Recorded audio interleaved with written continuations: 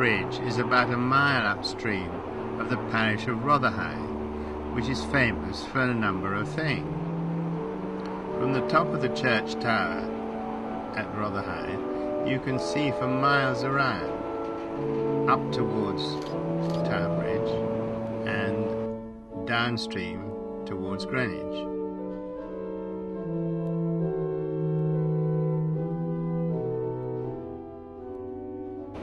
Here you can see the spire of the church of St Mary's, Rotherhithe, which was used by mariners on the river as a steering mark.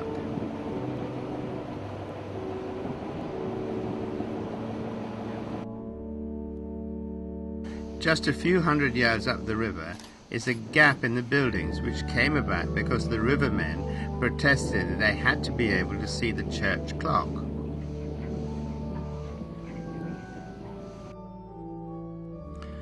But by far the most famous aspect of the church, apart from the fact there's been a church here for over 1,000 years, is its connection to the Mayflower and the Pilgrim Fathers.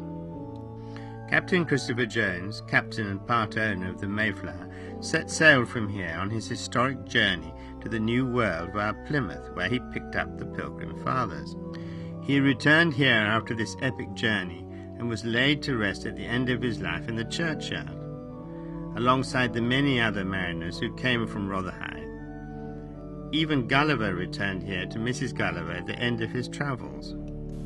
This is a model of the Mayflower. She was 90 foot long, 25 foot beam and 15 foot draft.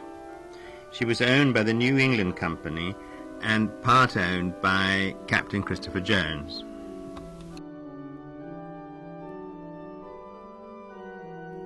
It took them 66 days to cross from Plymouth to America, with 110 pilgrims and a crew of 30 odd. The pilgrims stayed on the boat for that first winter, and of the original 110, only 53 survived. Scurvy, pneumonia and tuberculosis was the killer. Massasoit surprised the settlers when he greeted them in English when he walked into their stockade.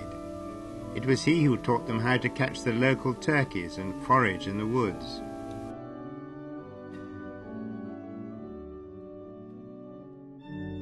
Because Rotherhithe was a place where ships were broken up at the end of their lives, the church, which was rebuilt in 1747, was constructed using many marine techniques.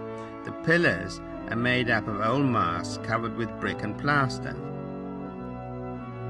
The king's carver, a certain Joseph Wade from the shipyards at Deptford, lived here and carved the reredos.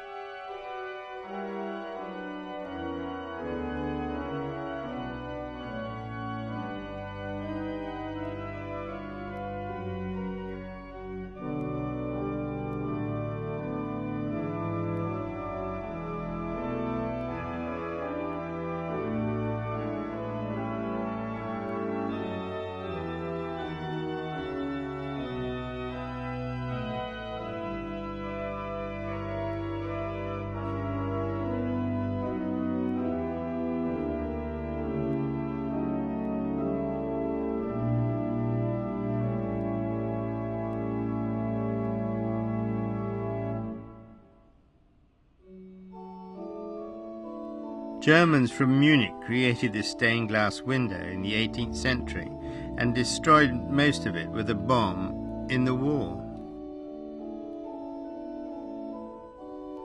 The church is very much active today, and I very much like this banner created by the local Mothers' Union. The baptismal font, a local wedding,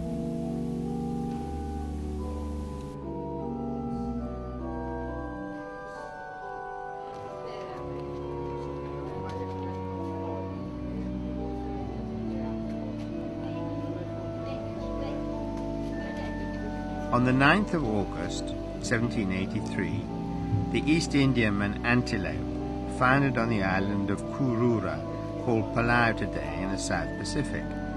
The barbarous people of the island were so kind to the crew that the captain brought back Prince Li Bu with him to London.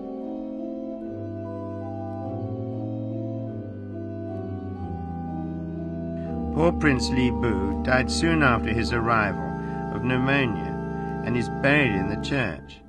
To this day the parish has a liaison with Palau. Rotherhithe was once a centre for shipbuilding and shipbreaking in London. The construction of the buildings of the parish often had parts of ships holding up the floors.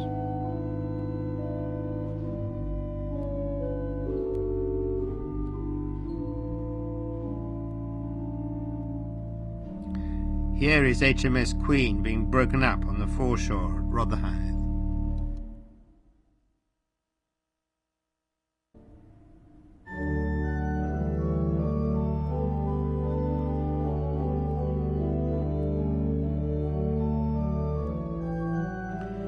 The most famous ship to be broken up was the Temeraire. Here is Turner's famous picture of the Temeraire's last voyage up the Thames. Here she is being broken up at Beatson's Yard, Rotherhithe.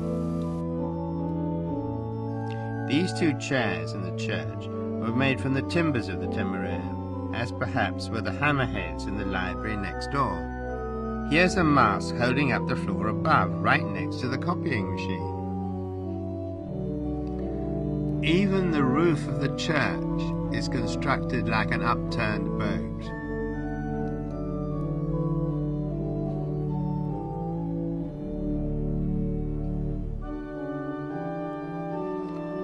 All the timbers have been hewn with adzes.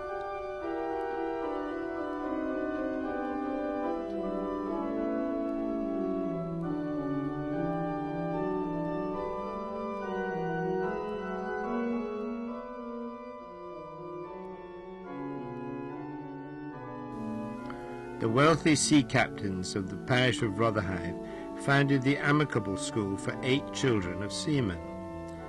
The schoolmaster lived and taught his pupils in this little house.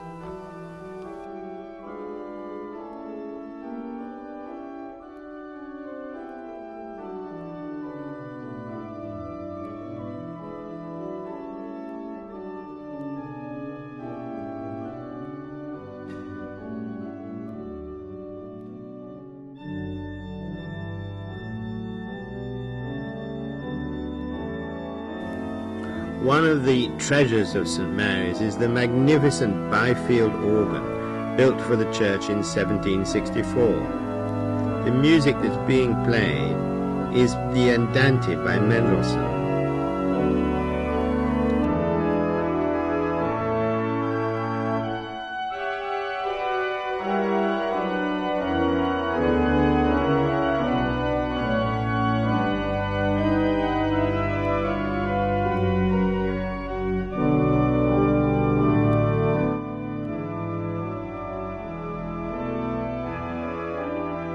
The elegant spire of St. Mary's stands dwarfed by the much less inspiring towers of modernity on the other side of the river at Canary